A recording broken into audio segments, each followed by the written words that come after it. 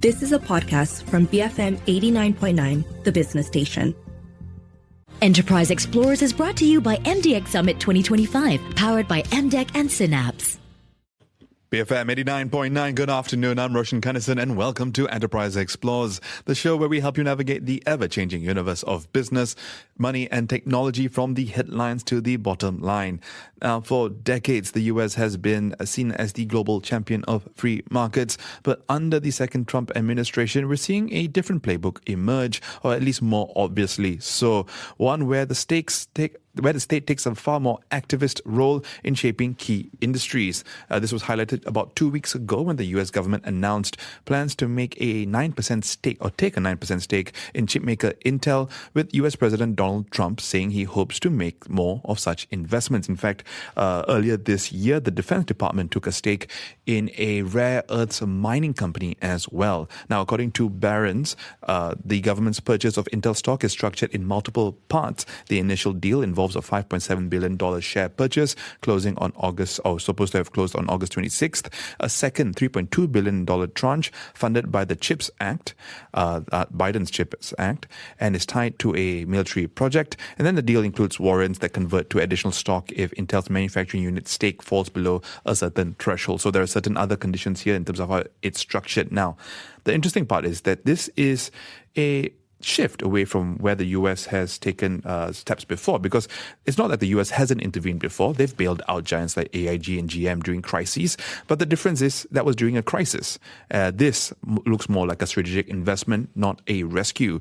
During the GFC, insurance company AIG received extensive government assistance in the form of loans and preferred equity purchases, which resulted in the US Treasury owning almost 92% in the insurer. And during the same time, the US owned 60% of domestic automaker GM or General Motors as part of a $50 billion bailout, provided similar help to Chrysler as well. So again, the theme, the context is different, not that the actions haven't been done before. So some are calling it industrial strategy. Others are using terms like state capitalism, or at least shades of that. Whatever the label, it does shift there is a shift here and brings up some big questions, and we hope to dive into some of those questions with Economist Dr. Carmelo Ferlito, CEO of the Center for Market Education. Carmelo, welcome back to the studio. Hi. Thank you for having me and to discuss this very fascinating topic. Fascinating is a good word to use. I think the last two times we've talked about monetary policy, we've talked about the Fed's role or the role of central banks. This is a little bit more macro, and I think a little bit more in your field as well. Let's take a step back, Carmelo. When we talk about something like a state-engaged economy, or the bigger word, state capitalism, what do we mean by that? Well, allow me to be a bit radical on this, and I've written also this in an older book. I propose the abandonment altogether of the word capitalism, because often we mean, with the term capitalism, we indicate a free market economy, and then we have socialism or communism or state-led economy on the other side. And this dichotomy gives the false impression that if the state leads the economy, then we don't need capital. No, the root of the word capitalism is capital. But indeed, in every kind of economic system, we need a sort of capital that is built somehow and employed in the production process somehow. So I believe that the division we should make, the distinction, should be more properly labeled as the distinction between a market economy, where capital is owned and applied to the production system by private subjects, and a state-led economy, in which capital, or a portion of it, is owned by the political elite through its own agencies, and are these agencies that decide how to employ capital in the production system. So I guess that answers the next natural question, right, which is the difference between, and I'll use your terminology going forward here, between state-led economies and market-led economies.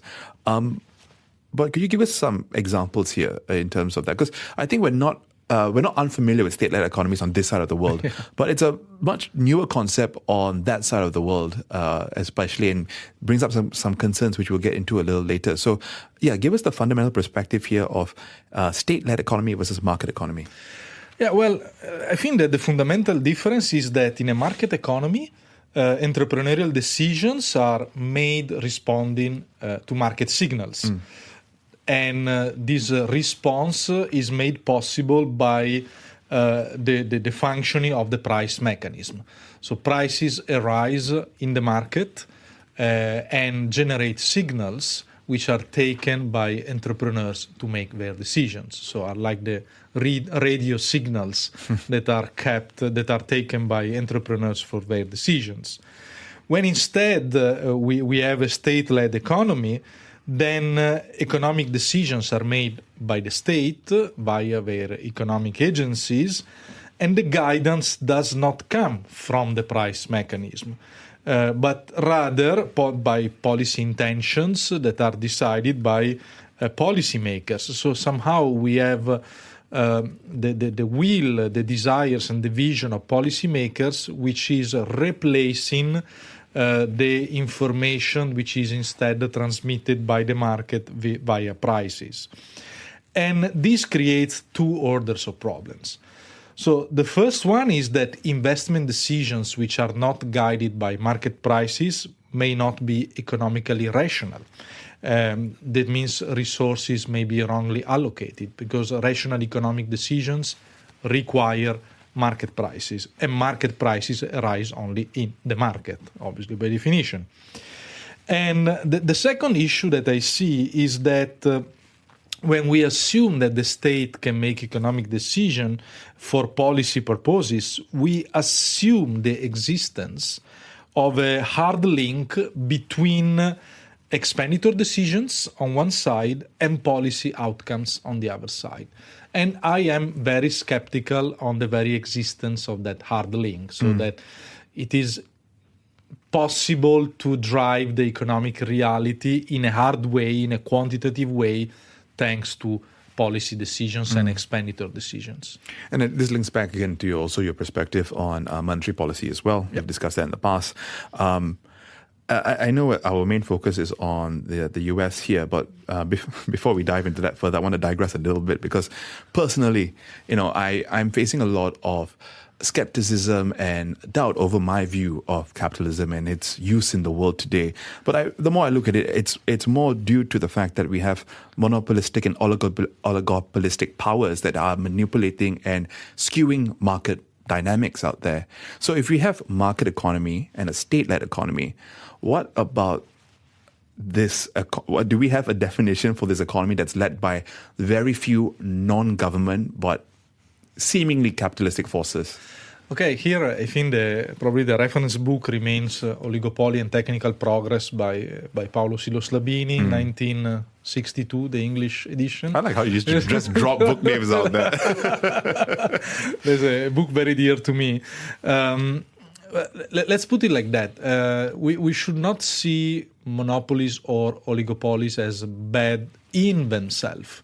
Depends how we go there. I have published also something in that direction, in the sense that I believe, contrary to the narrative of microeconomics textbook that are fed to our poor students, that there is a natural tendency within even a market economy to generate dominant positions. This is the pure essence of entrepreneurship. When you are an entrepreneur, you go there in the market not just because you want to be one among the others. You want to be the leader. You want to be the winner. And being the winner means exercising a powerful position, a dominant position. Now, we can have oligopoly or monopoly position which are market generated as the natural result of the true process of competition, not the fictional competition that exists in textbooks, but the real essence of competition. And instead, on the other side, monopolistic or oligopolistic positions which are generated through political protection. So the second ones are obviously bad because they drop innovation, and all time is spent trying to protect that political interest. The other ones are instead the result of the innovative process. So a certain company becomes dominant because it's more innovative than others. The important thing is that there are no rules that block that incumbent dominant position to be challenged. And I often make the example of the mobile phone producers. So my first mobile phone was a Motorola. Yeah. Now, that doesn't exist anymore. Then you got Nokia, then you got BlackBerry, and then iPhone. So we had an alternance of dominant position. But because that dominant position could be challenged, then the incumbent was replaced at a fast pace. That doesn't happen when that position is protected by political interests. Because I guess this part of my thinking has lately been shaped by a deeper look at South Korea and the so-called chaebols, which basically just control everything. But that in itself is the background also is political protection that allowed them to get to the size that they are today and have that kind of overpowering dominance there. Carmelo, this sounds like a much more interesting discussion that we should have another day.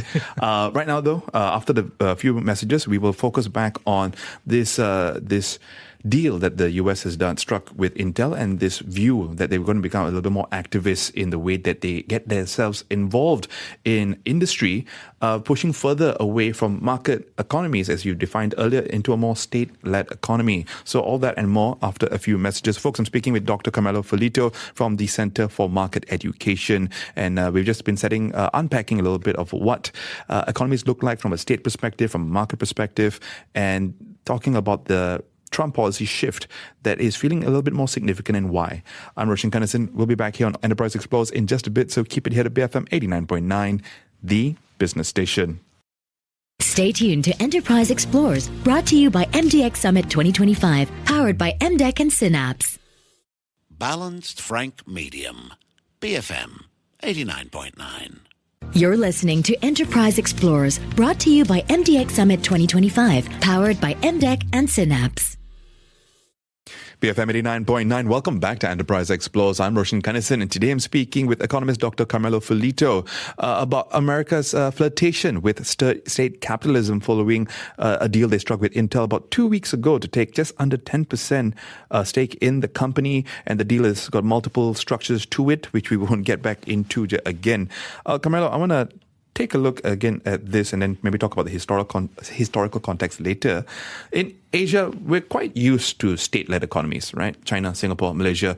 It's been quite normal. For South Korea, we were talking about that a little earlier. But with the US, this feels different. It even feels alarming. Why is that so? Well, I think that we all have in our imagination the idea that the US are the frontier of free market, and they were and they still are under certain perspectives, at least because of culture. But to see this kind of shift happening in the United States, people that may be sympathetic with the market economy feels a little bit shaken in their belief. And I think this is all the more true considering that this shift is led by the Republicans, which are associated more closely with that. We think about Reagan. Yeah, just go back 20 years ago. It's all free markets, don't get involved, exactly. Get rid of regulation. And Reagan says if the answer to your question is the government, then the question is wrong or something like that. The evolution from Reagan to Trump is a bit shocking for people that have sympathies for the free market. Yeah, and I guess also it's the size of the economy, right? They're such a sizable power. They also hold the reserve currency status, which then allows them to do certain things with that state power, which might also be alarming. Now, which brings up the fact that this isn't just a US issue. It's actually a global issue. Could you tell us a little bit more about your perspective on that? Yeah, I think it's indeed, is a mindset change which started to happen already a few decades ago. And this is quite cyclical in the economy. It happened something on the same lines during the progressive era between the end of the 19th century and the beginning of the 20th century, when in the United States, indeed, a more interventionist theoretical stream started to take place, and that evolved over 40 years and ended up with the New Deal under Franklin Delano Roosevelt. So it's not something new, but I would say it's cyclical. And on this, I think it's quite symptomatic an example. Schumpeter, when he was at Harvard in the 1940s, he had quite brilliant economists as students, people like Hyman Minsky, Paul Samuelson, Paul Sweezy. All these great economists have been his students, and they were all leaning toward the left. But in order to afford to be at Harvard during that time, for sure they were coming from bourgeois families, from people that had money, coming from capitalism. And as Schumpeter foresaw the end of capitalism by the end of the capitalists, because capitalism grow an anti-capitalistic culture within itself. And he was telling to his students, see, you are the proof that I'm right, because you are rich bourgeois and you are all anti-capitalists. That's so funny. Yeah. But it's relatable, because I see that with similar profiles even today, right? But that is the mean reversion, essentially, in essence.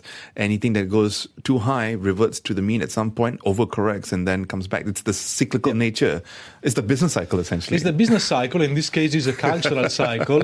And unfortunately, that cultural cycle that I just mentioned in the last century brought to a growing intervention of the state in the economy in different shapes. In the shape of Delano Roosevelt on one side in the United States, but in continental Europe, these took different shapes, took the shape of the USSR, the Soviet Revolution, took the shape of the National Socialist movement in Germany, and took the shape of fascism in Italy. So all these movements were consistent with each other in the way that they were all thinking that there is a higher interest for society, and this interest should be managed via the economy by the state.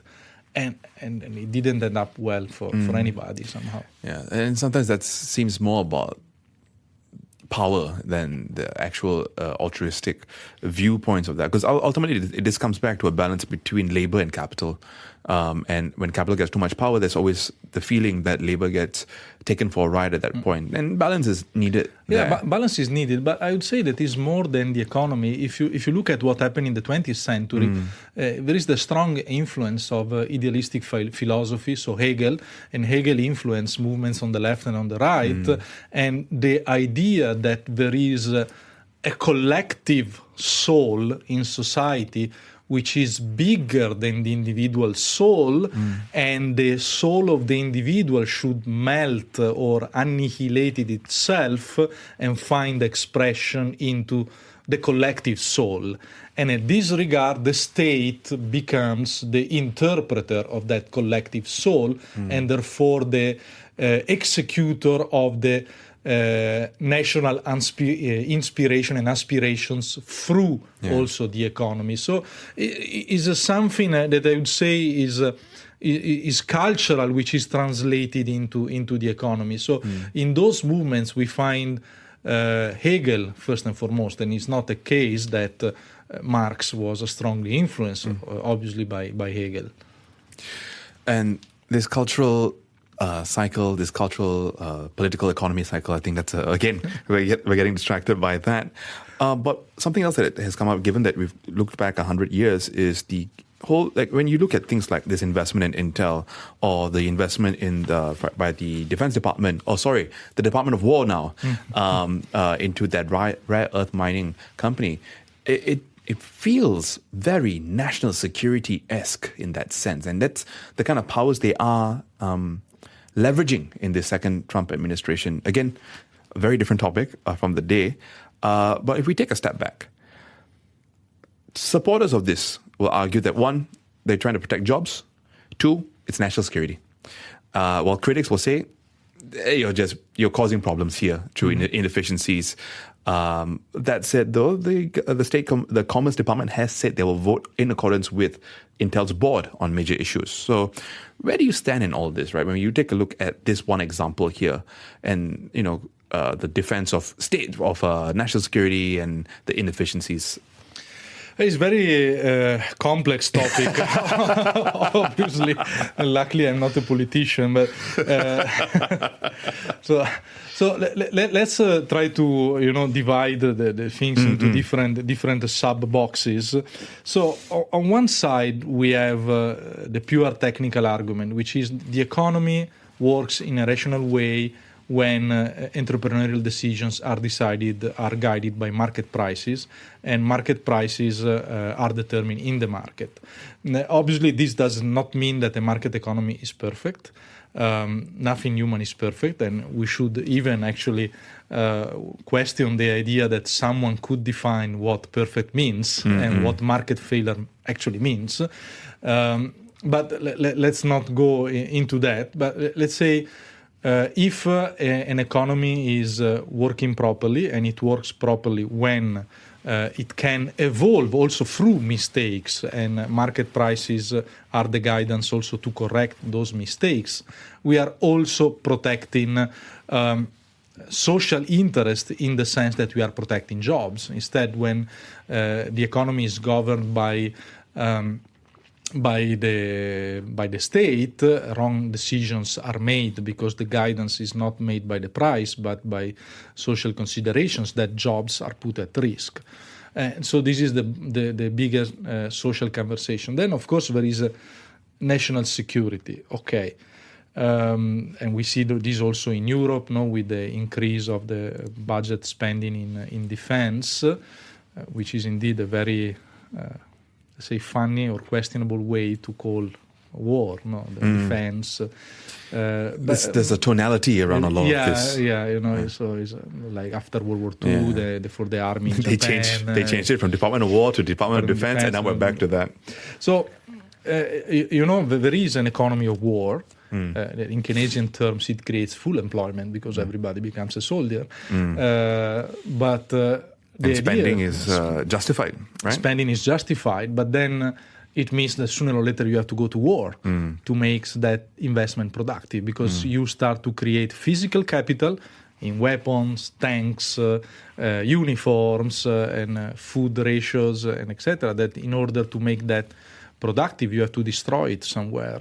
You need to go to war and then be able to rebuild after the war. So I think if we take it from that perspective, we are taking a very dangerous route, which I hope will end away before it's too late. Now, as much as we are focusing on this current administration, again, there will be an argument that the US has always used state-driven interventions, different scale, and definitely different scale from this side of the world. They've employed subsidies, they've done defense contracts, they've done bailouts. So with all this in mind, is Trump's approach here, or the Trump administration's approach here, really that new, or just simply louder? Yeah, probably it's just louder. Yeah, I tend to agree with because the character is louder in himself, and on one side, on the other side, of course, we have certain media that tend to amplify his mistakes or his the polarization, the right? Polarization. I mean, the American politics became much more polarized in the last 20 plus years, and more ideological than what it was used to be. But indeed, if you think about the Obama administration, the Affordable Care Act, what Lyndon Johnson did with the Great Society, or the New Deals of Roosevelt, so the American administration has been interventionist. And let's not forget that we are living in a system of so-called fiat money, so money where there is no anchor to gold or something like gold, because the United States spent too much money in the Vietnam War. And Nixon, 15 August 1971, went on TV and said, guys, the gold exchange standard is over, now everybody's free to do whatever you want. So that's not something that is consistent, let's say, with the principles of a sound free market economy.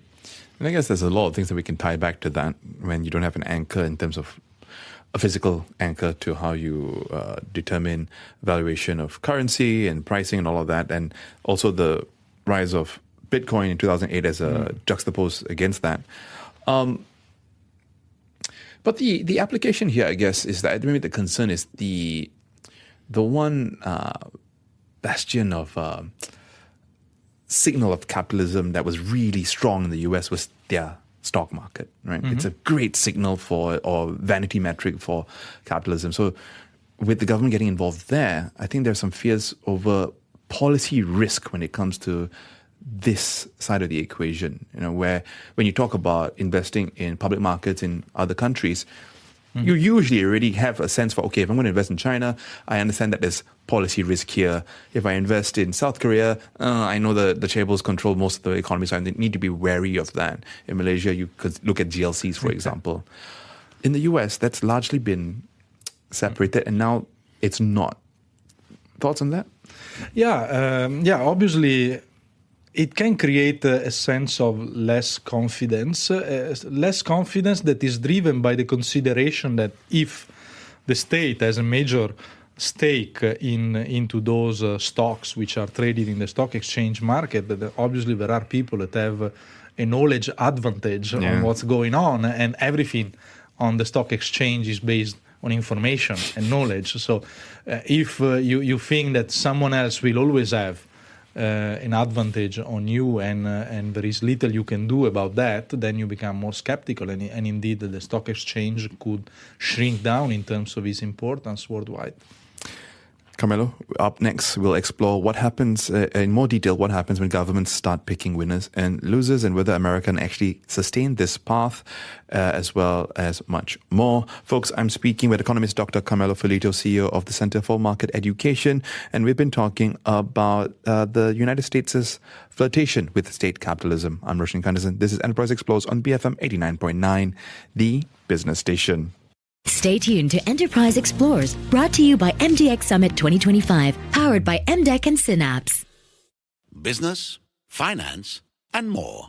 BFM 89.9.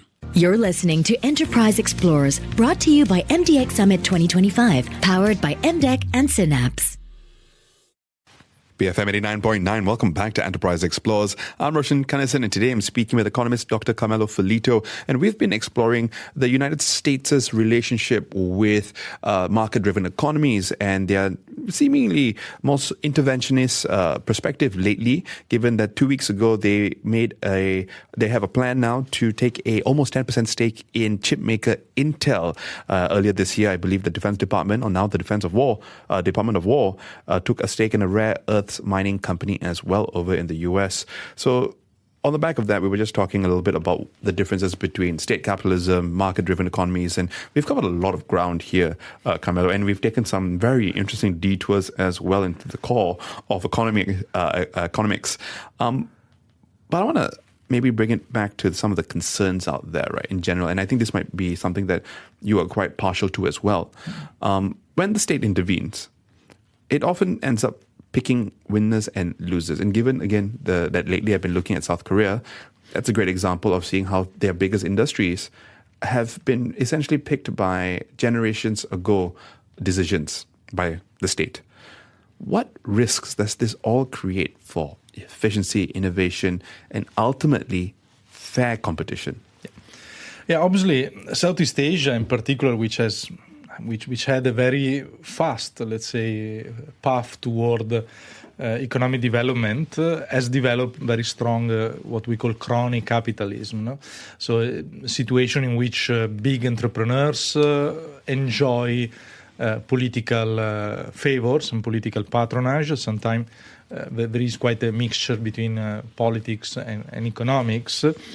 And this makes me think about a very interesting relationship that was studied by a post-Schumpeterian economist, Philippe Aghion, and he found what he called a inverted EU relationship between the protection of intellectual property rights and a country ability to innovate. So protection and guaranteeing, in example, intellectual property rights is beneficial because it creates a positive incentive to innovate, to take the risk, to take the investment to innovate. But if it goes too far, becomes a negative incentive because then people will be busy in looking for political protection rather than spending those resources to keep on innovating and defend themselves from the challenge to their incumbent position. So there is a very delicate balance between creating the right system of incentives to innovation, which requires a certain guarantee of the fact that if you innovate, you can enjoy the benefit, you can enjoy that dominant creative, the dominant position, which is the result of creative destruction, to go back to Schumpeter, 1942, and the need for the market to remain open for dominant positions to be challenged. So here, creating the right mix of regulation is very, very complicated, and of course depends very much also on the different situations on the ground. But bottom line, I think the priority should be precisely to make sure that innovation can happen, but also that further innovation is not blocked. So the dominant positions are not there forever, and usually a system of market economy works well in guaranteeing that if the right system of incentives is present. With that in mind, and I'm going to go on another detour now since we brought this up. Let's take the example of Google, for example, right? They're facing a few antitrust lawsuits. And the accusation here is that they have, in essence, through either acquisitions or just outright dumping of undercutting prices, have killed innovation or competitors to them. Or they've paid Apple an exorbitant amount of money to ensure that no other search engine would ever be used.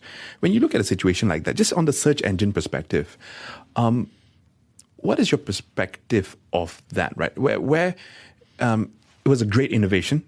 Search engines have changed the way we consume information, but now it feels like they are almost too big to fail, or they have crowded out the market themselves. So on one side, I think we have the need for a good antitrust regulation. That is very important for avoiding the creation of marble blocks of power. So antitrust regulation is a tool. On the other side, I do believe that naturally, if companies, you made the example of Google, so rather than keeping on innovating, they pay their competitors not to innovate. Essentially. So this is a strategy that doesn't have a long life. When managers change, so a company, and again here Schumpeter was really the master, is really the master to be followed. There is something in market. So when you are an innovator and you are forward compared to the others, Schumpeter was used to say this is a state of grace. It's something that cannot last forever. So the possibility for you to remain innovative. And if the market is kept open, sooner or later, that innovation will be replaced by something else. If I look at the example of the search engine, now we have AI, which is becoming somehow a replacement of the search engine. It's challenging how we get our information. Yeah, so of course I'm very... there are pros and cons there, and it's a killing also the curiosity of researchers often. So, but it's also a useful tool. But something is happening. So if you look it in the medium run, the market in the market something is always boiling to challenge that position. So naturally, a company enjoying a dominant position becomes somehow lazy and when they are more busy building political protection rather than innovation, then that position sooner or later is destroyed by someone else. The term political protection is such an apt one. But when we look at places like, and I want to focus on perhaps maybe the US or South Korea on this perspective, it feels like with the amount of lobbying and money put into campaigns, that political protection will just continue to entrench itself. Either regulations will, antitrust regulations will be weaponized or against allies and non-allies or other things like that, which makes me a very pessimistic person when it comes to these kind of things. Do you still believe that the capitalism that you believe in will be able to bring markets back? Partially is a cultural change. So probably we are shifting toward a mentality which is more sympathetic with state regulation. But when again people will realize the damage that culture produce, there will be a shift back to believing in market forces and entrepreneurship. Because ultimately, we have seen an example that with the automotive industry in Italy, political protection has destroyed that. When I go to Italy, I don't find Italian cars anymore. And the few brands that are still with a reputation probably don't belong to Italian companies anymore. So and this has been possible because the industry was taken over by the state and the state destroyed it. So the market will come back, and my, if you want, optimistic perspective lies in the fact that we as human beings are entrepreneurial by nature. So that our desire, to do something, to have that creative response in economic history, so to find new solutions to new and old problems, is so much part of our natural human condition that as an under earth river, sooner or later will come back to surface and erode the control of the state. To wrap up our conversation today, Carmelo, let's go back to this Intel conversation. Should this interventionist model where the state takes a stake in these private enterprises, should that be a concern in the near term? And if not, why? Why not, essentially? Well, it should be. Because again, we have multiple historical examples of why that doesn't work. As human beings, we keep on doing the same mistakes. Unfortunately, it's not true. The history teaches something. There is Historia Magistra Vitae is not true. But unfortunately, people need to keep on committing the same mistakes to come back to reason again. So we need to keep on, putting our head against the wall to come back to reason again. Carmelo, it's been a pleasure speaking with you. Thank you so much. Pleasure was mine. Thank you very much. Folks, you've been listening to Enterprise Explores, the show where we help you navigate the ever-changing universe of business, money, and technology from the headlines to the bottom line. And today, I was speaking with Economist Dr. Carmelo Ferlito, CEO of the Center for Market Education, and we were talking somewhat about the US's flirtation with state capitalism, or at least a more state interventionist economy, given the recent news around the Intel deal, where they're taking just under a 10% stake in a deal that is structured in 3 tranches, I believe. If you missed any part of the conversation, you should go and check it out later when it comes out on the BFM app or our website at www.bfm.my. We took some very interesting detours into the core of capitalism and economies.